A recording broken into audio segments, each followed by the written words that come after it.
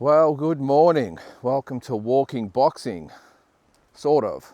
You will probably notice that I am not, in fact, out walking today with little Neil. I'm out the front of my house, and it's been absolutely pissing rain all night. So we have a little bit of a respite at the moment. So no walk today, but the show must go on. Don't stress about Neil, by the way. He's gone for school drop-off today, so he's my wife Tara, just as I say, they are magpies that frequent the front of our house and come down every day for a feed are there. You can probably see them in the background there. They're looking for a bit of a food this morning, so I'll get to them in a sec. But yeah, he's gone for school drop-off. My wife Tara was taking him for a ride in the car, and he loves that. So better than nothing anyway. Who knows? I might get a chance to take him for a bit of a walk later on, but this will have to do. As usual, I got up this morning and looked at the news, I suppose. There wasn't actually a lot happening. Of course, there's the Tim Tszyu situation. I covered that yesterday. That was sort of more detail went into that later. I think I got the date wrong. I might have said October 18th. It's actually October 19th, but it is in Florida, Orlando to be exact.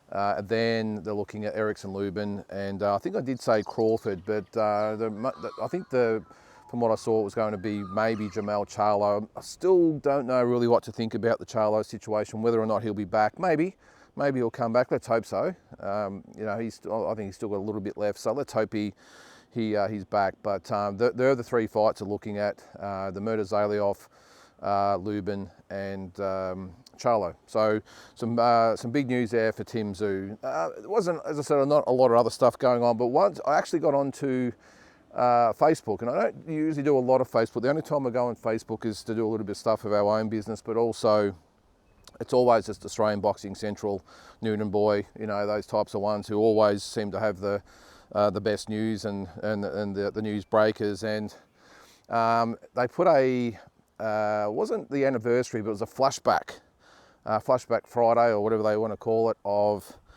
Anthony Mundine and Danny Green. And as usual, because with these videos, there's no script. Sometimes I'll sort of know what I'm going to sort of talk about the day before, but a lot of it is more so just read the news and, let's go. Let's just talk about what's happening. And I saw it this morning, and it brought back the memories of that particular fight, but also, some of the main Aussie rivalries, the all Aussie rivalries we've had over the journey. And the obvious one for me is the Barry Michael Lester Ellis fight from 1985, and how do the two fights compare? And if you're too young to remember the Barry Michael and Lester Ellis fight, let me tell you, probably one of the most spiteful fights of all time. But as I said, I thought about him this morning, and I just remember back. It was 2006. The Mundine Green fight. It seems like it was yesterday. What's that, 18 years ago? And even back further, the Lester Ellis Barry Michael fight was 1985, so 39 years ago. It's just amazing. And it's good to see those. And just forgive me, it's a little bit windy and wet out here too, so forgive me if it's coming through the microphone there. But yeah, it's hard to believe that 39 years has gone past. And look, I remember back, I was 11 years old when they fought. I was, of course, a massive fan. This is the Lester Ellis Barry Michael fight I'll cover first, by the way. And but I was 11 years old, and Lester had just won the world title back in February. He'd actually fought, I think it might have been under 2 months later, against Rod Sequinin. An absolute war that was. Really lucky to get through the second round in that fight. He ended up stopping Sequinin in the 13th round, and then he fought Barry Michael only another couple of months after that. So. This is just unheard of in today's boxing, of course. We've got 3 fights in under 6 months, but what a war that was. And Barry Michael took the IBF 130-pound title from Lester, and if I'm being honest, I don't think Lester actually ever recovered from that. He never got another shot at a world title. I know he did fight for and win what were they, WBF titles. Make of that what you will, but for a while there, he was the hottest name in Australian boxing, an absolute idol here in Victoria, especially in Melbourne. But the one particular thing about that fight was that it was the two sides of it. And again, if you don't know the history, look into it. There's actually a really good documentary called A Melbourne Story about the fight. Look it up on YouTube. and Leicester was backed by the Painters and Dockers, I think. No, Leicester was backed by the Carlton crew, and we all know who the Carlton crew are. I'm no doubt we've all seen Underbelly. Well, apparently not those maybe exact figures, but that section of the community, let's just say, they were on Lester Ellis' side. And then you had Barry Michael was with the Painters and Dockers, and again, I'm not sure whether you know a lot about it. I won't go into particulars, but let's just say they sort of have a lot to say in what happens in proceedings in Victoria behind the scenes. And so, of course, Barry Michael won the fight in a tough 15-round decision. I still don't think that was the right time for Leicester. He was only, I think, 19 or 20 years old, might have just turned 20 years old. Barry Michael was 30 years old, seasoned pro, and he took the belt. But I just remember that even being that younger kid, I watched it on TV, was too young to go, but I just remember even back then in the paper, that it just dominated the news cycles and the papers, and I was going to say famously, but probably infamously, infamously, Alphonse Gangitano, one of the big members of the Carlton crew, attacked Barry Michael a few months later and actually ripped a bit of his cheek out, bit him. It was they gang bashed him in a nightclub, and he actually had a bit of his cheek bitten out. That was some of the aftermath of it, but I just remember as I said, the spite and the build up and everything of that fight. And then of course, the Anthony Mundine and Danny Green fight, and that was probably massive for a lot sort of different reasons. You look at both the fights. The Mundine Green fight was definitely the bigger fight nationally. Really gathered everyone's attention, sometimes for the wrong reasons. Whereas the Ellis and Michael fight was just pure spite, one side versus the other, young lion versus the old bull, that sort of stuff.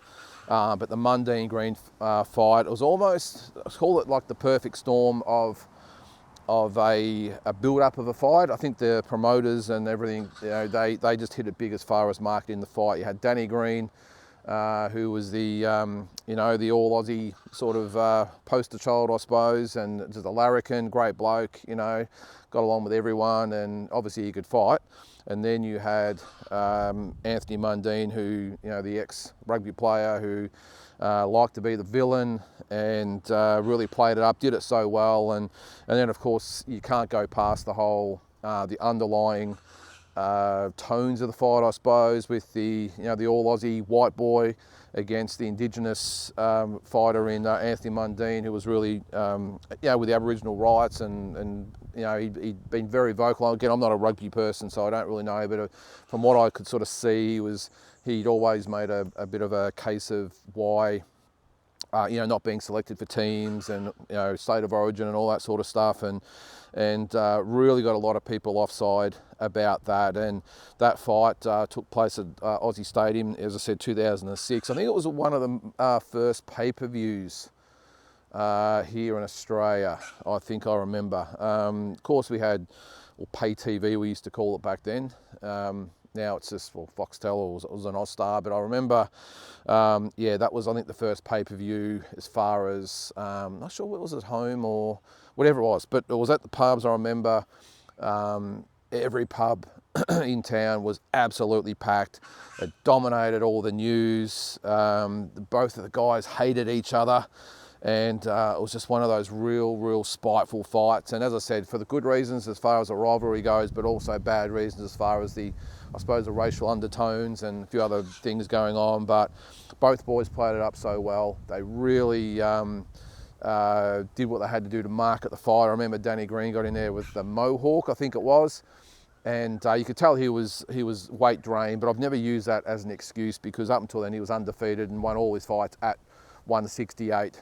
But after the fight, it was completely dominated by Anthony Mundine, by the way. It was a real one-sided decision, and Anthony Mundine really took Danny to school in that fight. Now, I know, 11 years later, that Danny got some sort of revenge in Adelaide. I don't really sort of count that fight. I feel good for Danny that he got his little bit of peace of mind, but that was the fight for me back in 2006. And again, I can't remember, was there 40,000 people or something there? That's a big event for an all Aussie fight. But as I said, I just saw it on Facebook and thought, geez, it hasn't been that long, 18 years. and look, in recent times there has been talk about maybe, of course, the Tim Tszyu Michael Zarafa fight. Would that be the biggest fight of all time? Look, it would probably earn more money, well, definitely than the Ellis Michael fight. That was in front of about 2,500 people or 3,000 people at Festival Hall in Melbourne. But it would have been like a cauldron there, don't worry about that. But yeah, would it earn or make the most money of any fight, all Aussie fight in this country? Yeah, absolutely, of course it would. In this day and age with all the pay-per-views and everything else, and the gate would be massive. But for me, I don't think a Tim Tszyu Michael Zarafa fight would even compare with a Danny Green Anthony Mundine fight, and that's no disrespect to either fighter. The reasons for that is you've probably got Tim, who's obviously a massive name in Australian sport, not just boxing but sport in general. So he would be a massive draw card. But then you've got, he doesn't sort of speak a lot in the media. Like, he's not the most controversial type of guy, not the most sort of outgoing type of guy. He's very, very sort of straight up and down. And then you have Anthony Mundine, who Michael Zarafa, who 100% fits the bill as far as being the villain. The problem is he hasn't got a big following at all. I know most people want to see him get ironed out, and that's up to them. That's their own reasons. But he just doesn't have that massive following that Anthony Mundine had and Danny Green had. So while it will be massive, and as I said, the pay-per-views would be huge, and the interest in the fight will be huge, and the money they would make would be astronomical, I don't think it would really touch the heartstrings like Danny Green and Anthony Mundine back in the day, and then to a lesser extent even the Barry Michael Lester Ellis fight. So. Just on one more thing, just looking at the Facebook thing, I did notice Angelo DiCarlo. I'm friends with Angelo, and he made a comment yesterday that really made a lot of sense to me as well. It was a comment about Harry Garside. This is not a personal attack on Harry. It was more so along the lines of, well, hang on, the planes landed from Paris. You've got the Aussie team getting off the plane. You've got the Aussie boxers, you've got Caitlin Parker and Charlie Senior have both won medals. Caitlin Parker, the first female that's ever won a medal, and Charlie Senior, great effort by him as well for that bronze. And the media have rushed to Harry Garside, who got eliminated in his first fight. Now this is again not a slight at Harry Garside. He of course won bronze at the last Olympics, but I think his point was mainly, well, hang on, you've walked straight past Caitlin Parker and Charlie Senior to go to another boxer who didn't perform at the games purely and solely because of maybe his personality or his profile or whatever you might want to call it, maybe some of the things he's pushed to the agendas, all that sort of stuff. And I just thought it typified the Australian media, if I'm being, well, probably not even the Australian media, the world media, that just typifies that it's not about the achievements. It's not about the results. It's about who can add a little bit more colour to their shows or their papers or publications, whatever that might be, and not necessarily interview people on merit. And again, this is not an attack at Harry. He just would have been walking, and they would have, maybe approached him. But maybe Harry, being the good bloke that he is, could have said, "Hey, that's great, but maybe these two are the ones you should be talking to. I'll have my time to do my interviews and." Maybe get my endorsements or whatever it might be. But I did agree with Angelo that the Australian media again have just ignored the results of the games and just gone to whatever agenda or topic or whatever it might be, the more colourful identity, just because it looks a little bit better on their shows. So a little bit disappointing.